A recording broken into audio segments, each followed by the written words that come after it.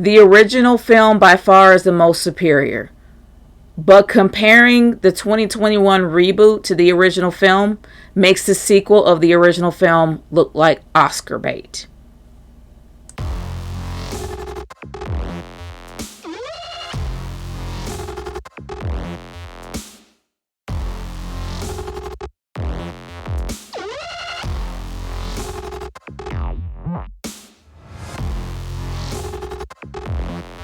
Usually when I see a film that leaves me annoyed, I'm like ready to rage. I'm in rage mode. I'm ready to go off. I'm ready to just scream my head off. I'm ready to talk about how horrible this thing is. And I will say this. I'm going to talk about how horrible this thing is because it was. That's exactly what it was. I just saw Mortal Kombat. I saw Mortal Kombat with some friends. And I never in my entire life have felt more disappointed. I'm not even in rage mode. I'm mostly disappointed. I'm disappointed that poor fans, not even poor fans. Come on, fans. Did you not think that this was going to be a dumpster fire? Did you not think that this was going to be a movie that wasn't worth anybody's time? Did you guys forget Annihilation? I'm just going to say this about Mortal Kombat Annihilation. Mortal Kombat Annihilation is far better than this dumpster fire of a film because this film did not have a plot. It had nothing to go on. It was just going. At least Mortal Kombat Annihilation had a plot. That's the one thing I'm going to give it. Everything else was trash, but at least it had a plot. This film didn't go anywhere. It was just going in every direction. It had no direction whatsoever. And I'm going to get into the characters.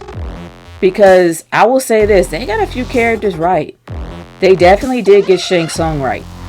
Shang Tsung was a great villain. He looked like a great villain, even though I thought he was a lot older around this time, especially when he consumed the soul. It made him younger, but he was already young starting out, and that was something that made me scratch my head. They got Cabal right. Cabal had more charisma than Kano, something I thought could never happen because Kano actually has a lot of charisma. And I honestly thought that he would have more in this film, but he did not because he was pulling double duty. Instead of them actually hiring a Johnny Cage, they decided to make Kano Johnny Cage. So he was pulling double duties when it came to personalities. And why in the world would you have someone as feared as Kano when you have the special forces going after him for so many years, including Sonya Blade, who hated him for killing her first partner? You're going to have the most feared guy in the Black Dragon Syndicate to be on the side of good? For what? For what reason is someone who's supposed to be the mortal enemy of Sonya Blade to be on the same side? That didn't make any sense. And can we also explain the fact that he was not cybernetic, but somehow with the power of human will, he was able to create a laser eye? Can you explain that crap for me? Because I don't understand it. It doesn't make any sense to me. You're telling me when they go to Outworld, they get magical powers? My goodness. Just like with Jax when he lost his arms to Sub-Zero. And that didn't bother me at all. And yeah, I'm giving away spoilers because this movie does not deserve to have a spoiler-free anything. This was garbage. This was a dumpster fire. It doesn't deserve that. But the fact that Jax actually lost his arms to Sub-Zero did not bother me, even though it was Ermac that took his arms. That doesn't bother me because it doesn't take away the fact that Jax lost his arms. He did lose his arms, but the arms they gave him, good Lord, what were they doing? He looked like the Crypt Keeper. I'm serious, he had the Crypt Keeper's arms. Skeletor had more muscle mass than him, no doubt. So with the power of human will, oh my gosh, he has strong arms because he wanted to save Sonya so much to where he just created muscle arms. Yeah, that makes zero sense. Hence why this is just fan fiction. And then can we also say that the dynamic between Sonya Blade and Jax was not there? For those that actually have played the game and know about the story, we know that Jax and Sonya are really close. Too close, if I might add. In my opinion, I wouldn't be surprised if they had a thing for each other, but that was never mentioned or implied. But we know they had a very strong relationship as well as a strong chemistry. It was not here. She was with Kano majority of the time, her mortal enemy, which made absolutely no sense to me. So when Jax was pretty much laying on the table, half dead, and somehow you're telling me that Liu Kang was able to find him out the blue, I don't know, with a GPS or something, and bring him back to Outworld, I don't think Sonya cared. And y'all was supposed to be close. What is this? What is this garbage I'm seeing right now? Made no sense whatsoever. And can we also talk about the costume design?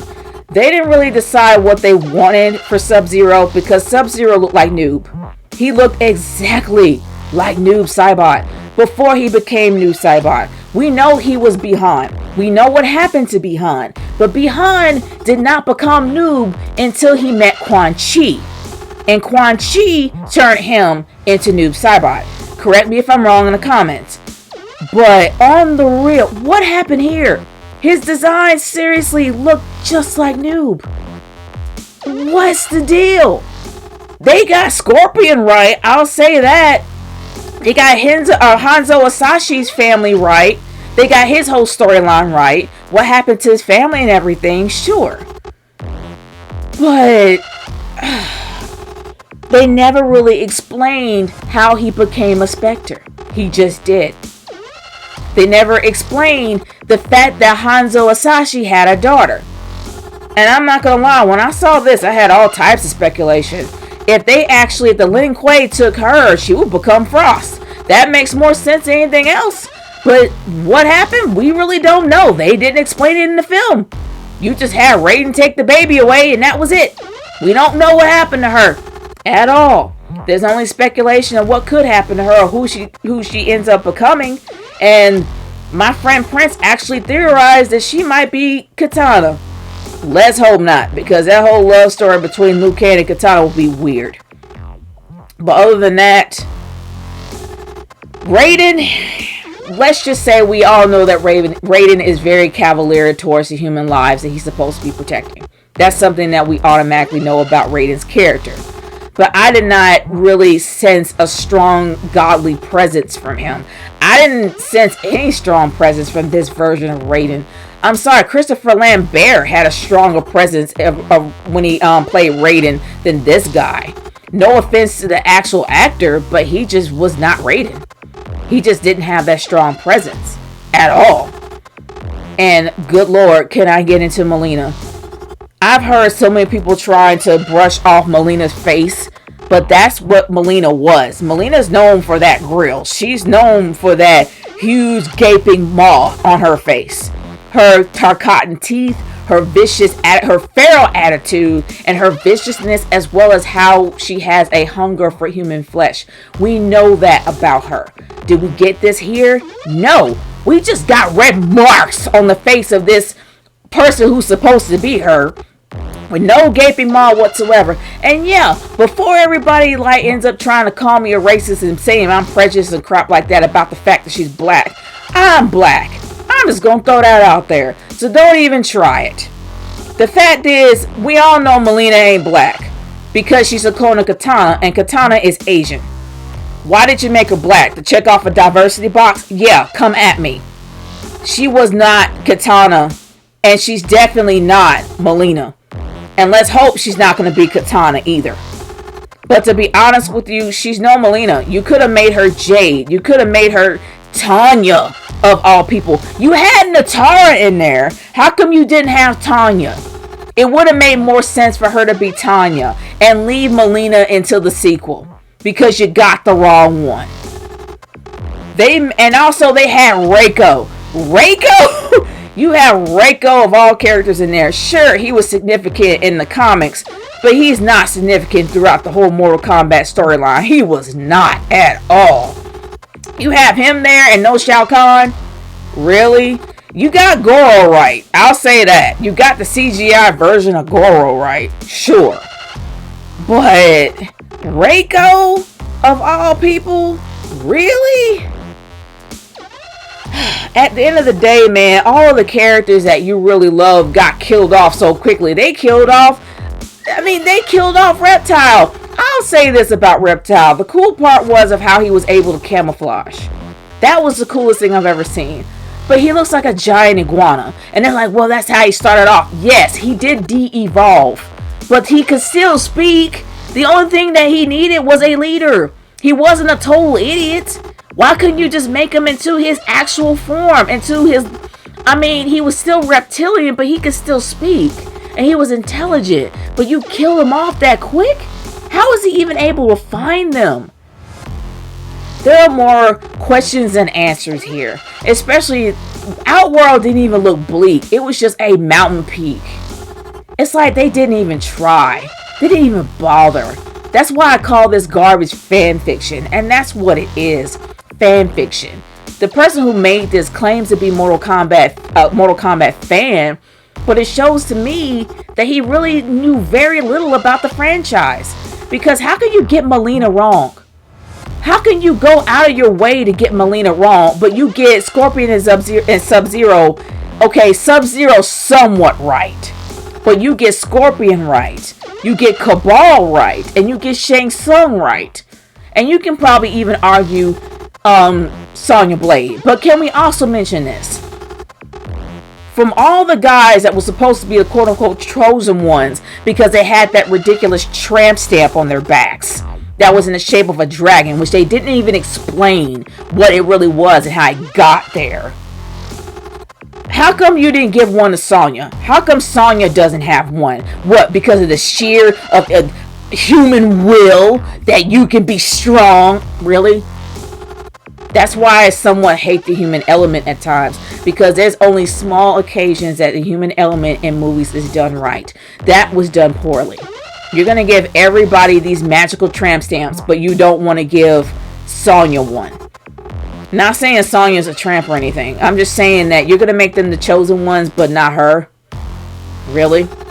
She's fighting alongside of you. She's risking her life with you. You're not going to make her special by having her stamp on her?